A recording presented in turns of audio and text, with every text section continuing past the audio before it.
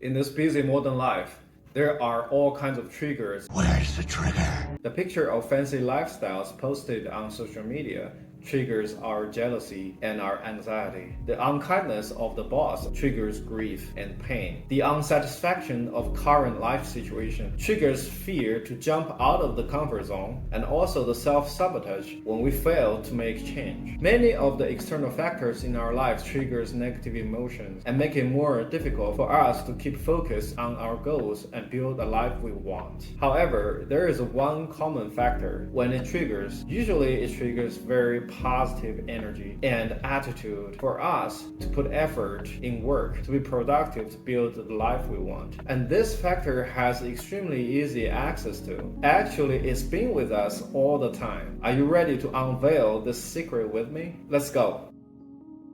The factor I'm talking about is a connection with your ancestors, either the very ancient ancestors or the close ones, for example, your grandparent. Now think about the feeling when you spend time with one of your favorite grandparent or parent. Do you feel strength? Do you feel warmth? Do you feel so confident that you are able to achieve anything and you're not afraid of anything? That's what I'm talking about. This connection is so strong and instinctual that it brings out energy and goodness in us automatically without any force. Interestingly, you are actually a living proof of the success of the ancestors. Trace your genes all the way up to the very beginning of the human beings, the first couple generations. Among them are your ancestors who were able to pass their genes for over 200,000 years. In those 200,000 years, there were many natural disasters. There were times they were not able to shelter themselves from the predators. There were times they had to suffer hunger, poverty, and many wars. They all survived. What's even more amazing is that every one of your ancestors was able to succeed in passing their genes to you. They have to survive long enough and they have to be good enough so that they were able to attract a spouse who think they are good enough. I am sexy. I am sultry. To have a better understanding about how amazing your ancestors were able to pass their genes all the way to you, I highly recommend this book, The Evolution of Desire by David Buss.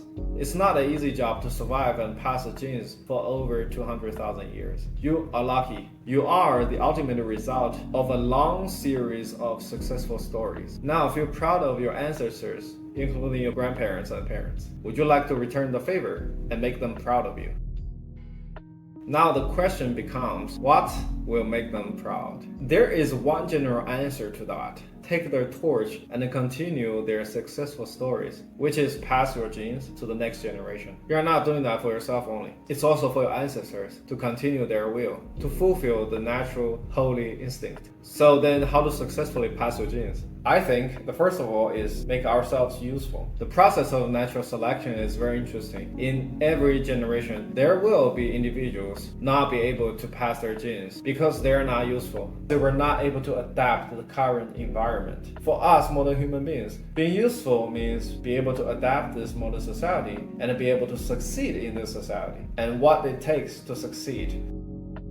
First of all, find your goal, then focus on the goal and hard working. Success is default outcome for them. And what is the outcome for the opposite? What is the outcome for being lazy, for not working, for sitting there and dreaming about being successful? The default outcome to that is very cruel. Your gene will be wiped out by the natural selection. And we all face all kinds of competitions. Not only should we work hard towards our goals, we should also stand out among the peers of our generations. We should win the competition. How to win the competition?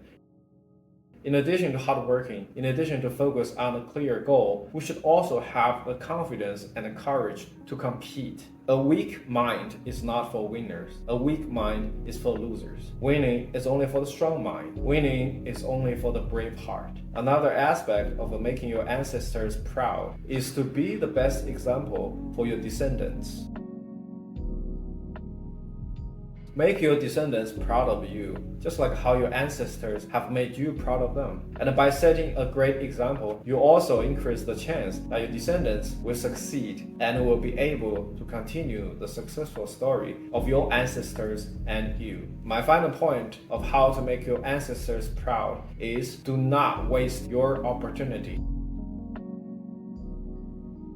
Your life, your existence is the opportunity that your ancestors fought and succeeded, give it to you. Through the many generations in the last 200,000 years, it was a very small chance that you were born in this world. And it was such hard work for each generation of them to survive and pass it to you. Don't waste it. It'll break their heart. So now we understand what makes our ancestors proud. Now let's talk about how to.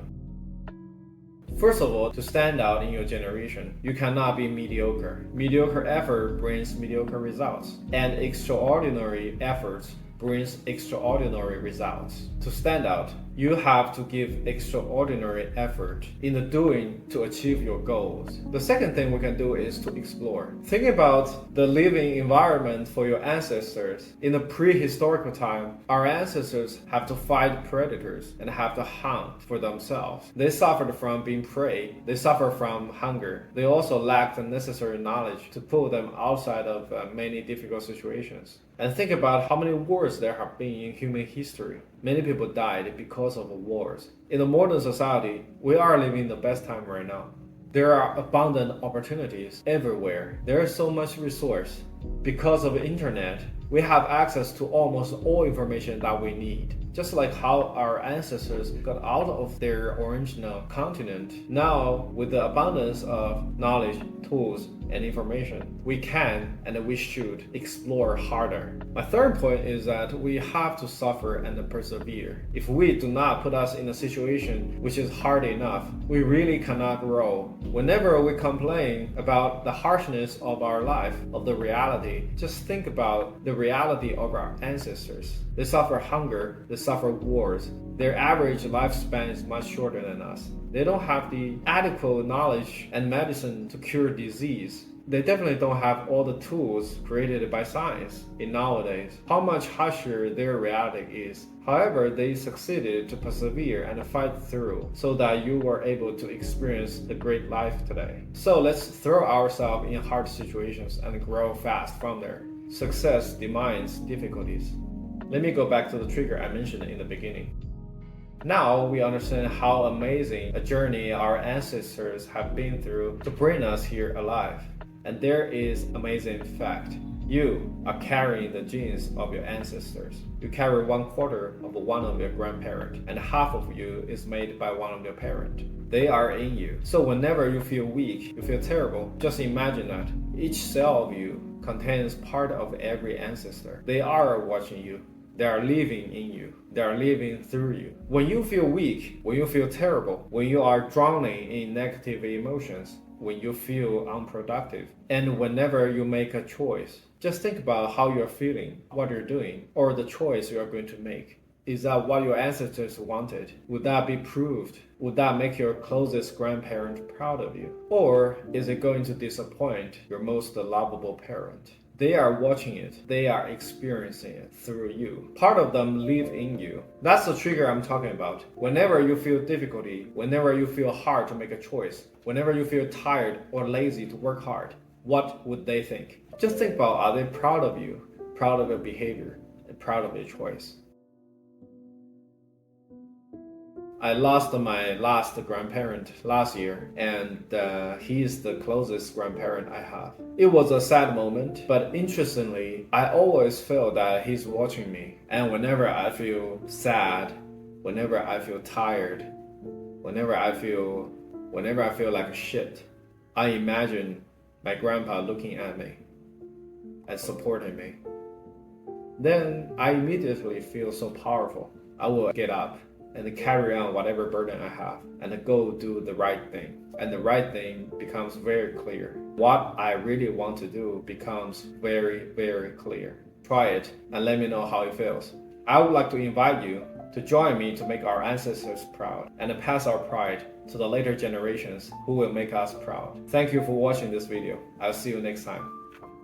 Bye bye.